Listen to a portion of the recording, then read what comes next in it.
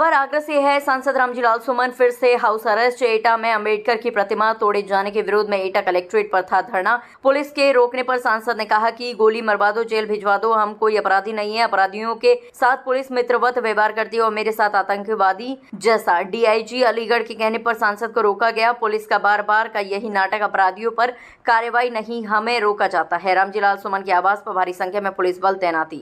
आज एटा जिला मुख्यालय पर समाजवादी पार्टी द्वारा आयोजित धरने में हमें शरीक होना था, शामिल होना था। अनावश्यक रूप से एटा पुलिस के अनुरोध पर आगरा की पुलिस ने हमें नजरबंद कर दिया। और ये कोई आज नजरबंद नहीं कर रहे हैं। 3 महीने से लगातार हमारे साथ ही व्यवहार हो रहा है जैसे मैं कोई आतंकवादी हूँ, नक्सलवादी हूँ। इन लोगों का लोकतंत्र में कोई विश्वास नहीं है।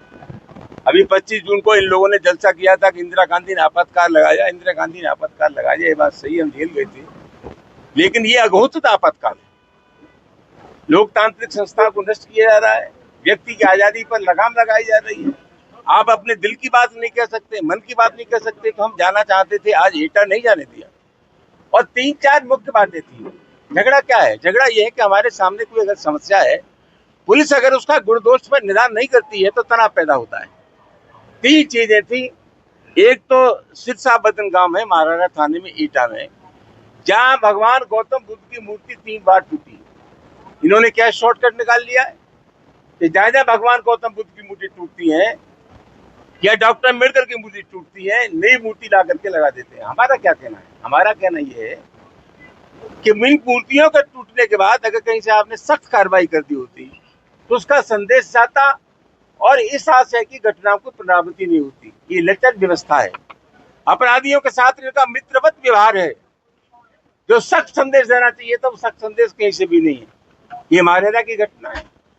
3 बार भगवान बुद्ध की मूर्ति टूटी और 2 बार पुलिस की मौजूदगी में टूटी। तो हम ये चाहते थे उन पुलिसकर्मियों के खिलाफ कार्रवाई हो, जो लोग इसमें शामिल हैं उनके खिलाफ प्रभावी कार्रवाई हो। दूसरा, जैथरा में 1 जुलाई को समाजवादी पार्टी के राष्ट्रीय अध्यक्ष, प्रदेश के पूर्व मुख्यमंत्री का जन्मदिन था, अखिलेश जी का। उनके पोस्टर को कुचला गया, अपमानित किया गया, फाड़ा गया।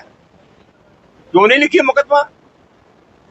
चिल्लित करके लोगों को जेल भेजते, ठोक के जेल भेजते। ये कार्रवाई नहीं हुई। एक ढकपुरा गांव है, थाना आबागढ़ में, वो ढकपुरा गांव में दलितों की बारात नहीं चढ़ने दी, उनके खिलाफ कार्रवाई नहीं हुई। पुलिस के एक सिपाही को चोट आ गई थी, मुकदमा दर्ज हुआ, उसमें दलित समाज के लोगों को भी नामजद कर दिया। इसकी घटना से कोई संबंध नहीं था। इन सब घटनाओं के बारे में हम धरना देना चाहते थे समाजवादी पार्टी के साथियों के साथ। हमें धरना संपन्न नहीं जाने दिया। रोज हमें रोका जाता है। ये मेरे मौलिक अधिकारों का हनन है। समाजवादी पार्टी के कार्यकर्ताओं के साथ जो व्यवहार हो रहा है सही लगता है। हमने ये भी कहा कि हमारी पार्टी पर आप बैन लगवा दीजिए। अगर राष्ट्रीय अध्यक्ष का अपमान होगा तो हम चुपचाप बैठेंगे, अगर दलितों पर अत्याचार होगा तो हम चुपचाप बैठेंगे। समाजवादी पार्टी का ये धर्म है कि समाज के किसी भी वर्ग पर अत्याचार होता है, अन्याय होता है, तो पार्टी के कार्यकर्ता ताल ठोक करके ये कह दे कि हम अन्याय बर्दाश्त नहीं करेंगे। यही राजनीति और यही राजनीतिक धर्म है। उसका भी निर्वाह हमें नहीं करने दे रहे। अभी अलीगढ़ रेंज के DIG, ADG Agra, police commissioner Agra, police कप्तान एटा ने हमें आश्वस्त किया है कि इन सभी मामलों पर प्रभावी कार्रवाई होगी। 1 हफ्ते का हमें समय दिया है, हम देखेंगे। अगर 1 हफ्ते में कार्रवाई नहीं हुई तो फिर आज जनतंत्र में संघर्ष करने का जो तरीका है उसका फिर इस्तेमाल करें।